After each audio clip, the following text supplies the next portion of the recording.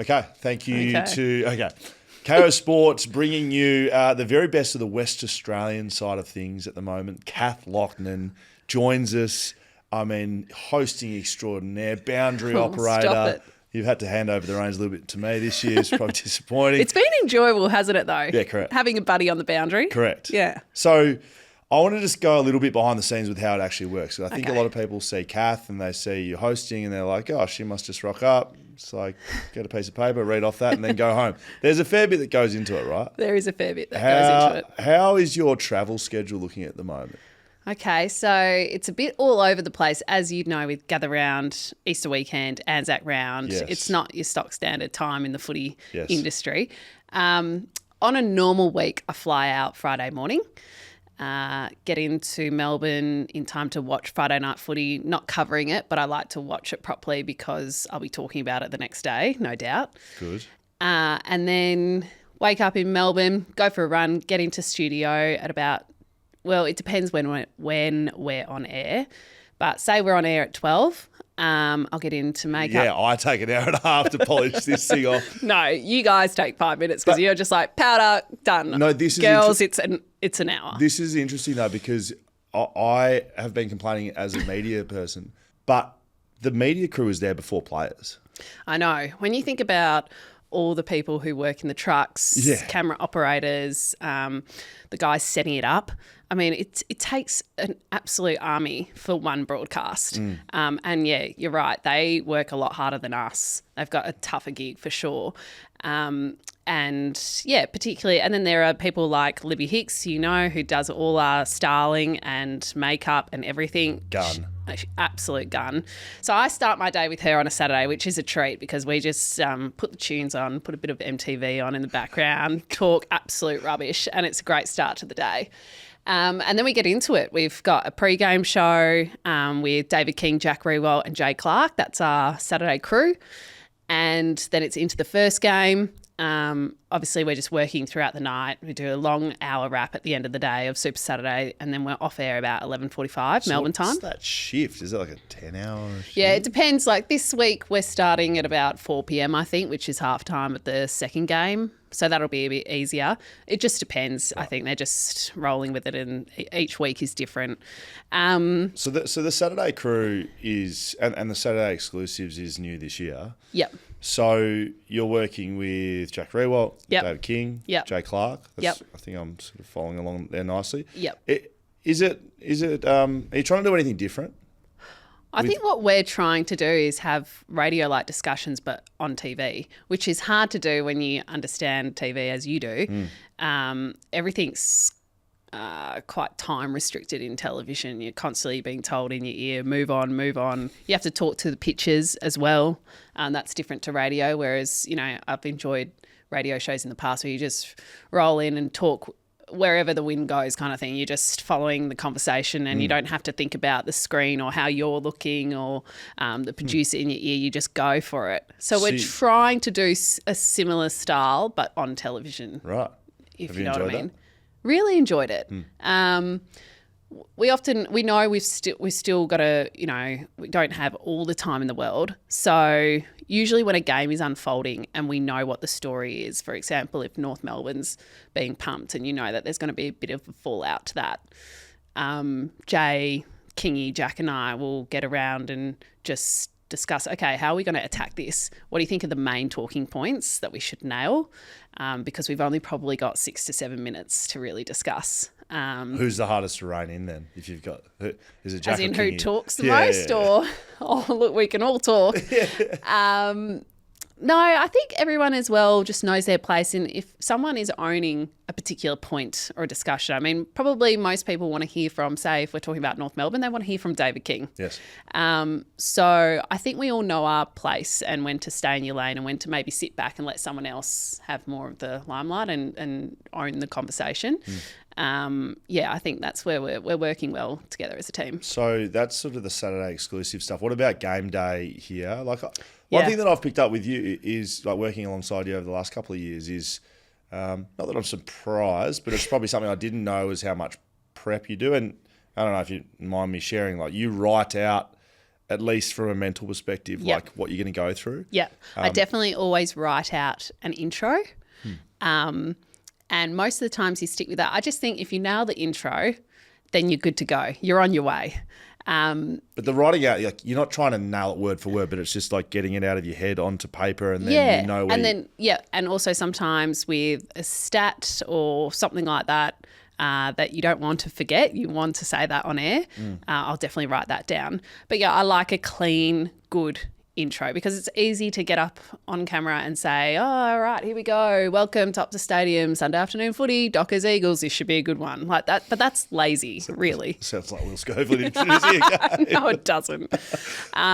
It's lazy, right? Right. You should do your prep. You should find, and I love English and playing with words and all that. So I actually enjoy just sitting down. I always do it in my iPhone notes and just find a creative way to introduce a game and to pump it up, because that's our job, is to, you know, the players are the stars of the show. We're just trying to pump it up and make it even more entertaining. Yes. So start the show well. I like it. So and another big part of game day stuff, especially when you're at the ground, is the interviews you see with the coaches or with players. How do you attack those? Well, I'm going to ask you go in?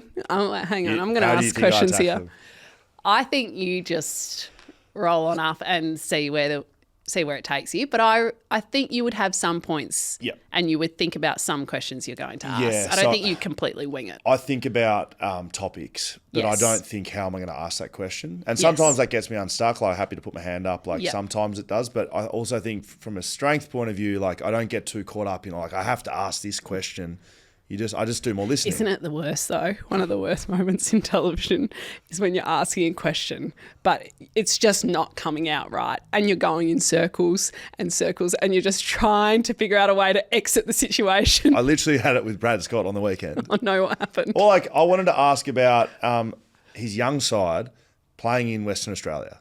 Like that was the question. They were the second youngest side. So basically, how do you think your young side is going to go in Western Australia? That would have been nice, but instead I'm like, Brad, lucky I didn't say Chris, to be honest. Like, Brad, your second youngest side, that's only second to the West Coast Eagles, who are the youngest side.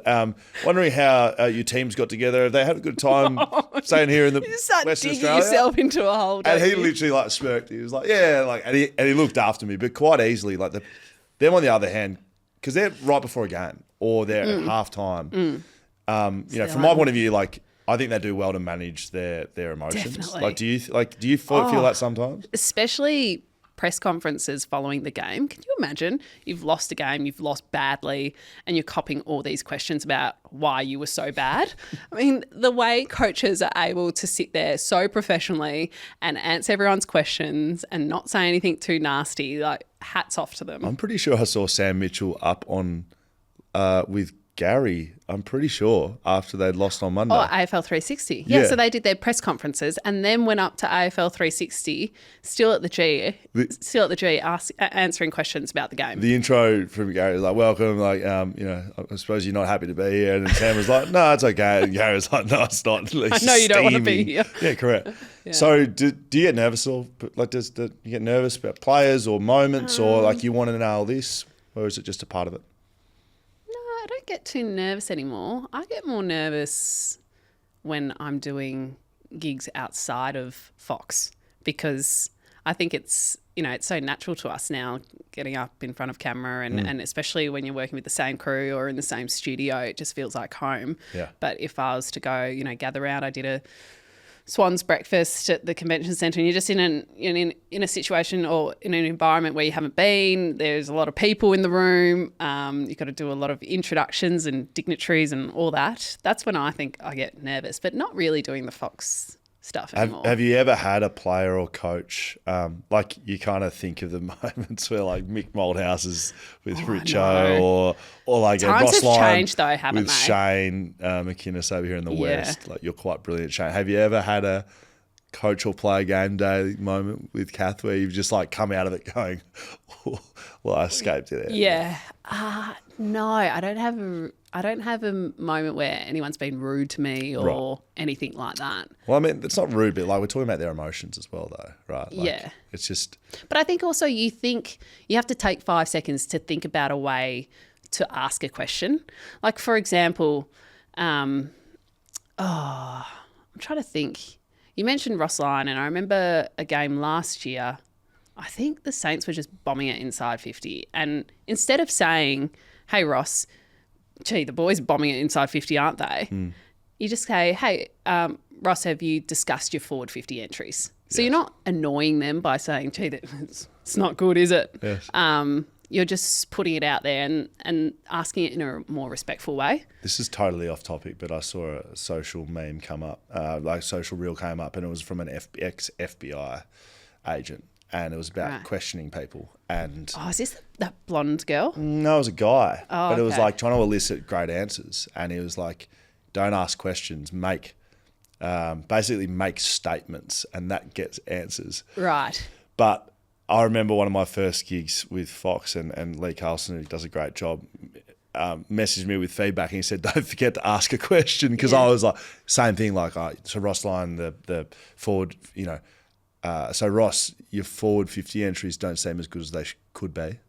It's not a question. No. So you need to ask the question. At the same time, I think sometimes you don't always have to ask a question. I know that was like a golden rule in journalism. Yes. But sometimes I think, if there's an emotional moment and you ask, how are you feeling, or something generic like that, and then they give you an answer and you want a little bit more, you could say something like, you look really relieved.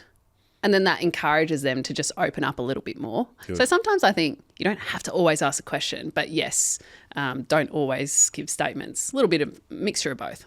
2 last questions. You're a Freo fan, and I don't care if you don't want people to know that. You are. Yeah. How do you... I don't care. Everyone's got a team. Great. Good. I like that answer. So is there ever like moments, because everyone's got a team except sometimes me, but do you ever, is it just work and or do you ever get to actually enjoy being at the footy, sort of like a fan, but then when the mic comes on, you got to be, I think it's more work, hey. Yeah. But I still have my fangirl moments. For example, I'm not sure when this will air, but the recent game against Melbourne at the MCG, I was really pumped for Freo. I thought they'll go and make a statement and have a good win on the road. And then we obviously know what happened. But at the same time, I was really happy for Simon Goodwin and Max Gawn, because you follow that story as a journalist throughout the week and you think, gee, they're under the pump, and how hard it would be to be in their shoes and to see the relief and the celebrations. You can't help but feel happy for them. So I think, and then, my Freo loyalty goes out the window a little bit in that moment, because the journalist in you is looking at Simon Goodwin and thinking, God, it would be hard to be in his shoes at the moment with all this external talk about him and his position as coach. Yeah. And Max Gawn copping it every week, all the press conferences he has to do as captain. Yes.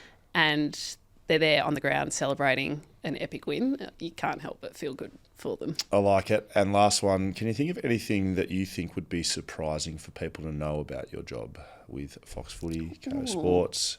Would there be anything that jumps off the page as I pad a little bit for you for some thinking time that you think people wouldn't know this? Or I'm trying to think, because it's so normal to us. Yeah, correct. Well, I think actually, I think what would be interesting for an outsider is to go into the control room, the studio, where you've got your director and everyone working behind the scenes who are in your ear. I think that would be really interesting for people to know how much is going on in your ear and all the different roles each person in your ear plays, like whether it's the DA counting you down, telling you you've got 10 seconds until you need to hit that break, or whether it's the director saying we're taking a wide shot, or it's close up, or back to camera, I don't know, or whether it's the producer saying we need to move on to Eagles forward connection next, or whatever. There's a lot going on in your ear, and I think if an outsider was to go and sit in the control room and see all the moving parts, all the different voices, they'd be pretty amazed by that. That is a skill in itself, talking while someone's talking in your ear, isn't it? You get used to it though, don't you? Like, do you get used to it? I'm still terrible at it. I don't like a lot of noise in my ear. I think you get used to it. There are definitely days when you're having a bad day at work and that's starting to get to you and you just want to scream, like, shut up! That's bloody good. Mate, thanks for coming in. Pleasure. That's a little bit of behind the scenes of what you do. Love working with you, Scully. We're not working Friday Anzac Day, are we? You're off. I'm in Melbourne. Are you not working? I'm working, yeah. You aren't. Oh, you're Okay. on the list. No, I am working, but from Melbourne. Okay, It's great. weird. All right, I'll speak to you down the line. That Yeah. is us, Kath Loughnan, Will Schofield, Kayo Sports. Cheers, Make Scully. sure every game, if you want to enjoy it live, you got to get Kayo Sports. Yep, sign up. Get on board.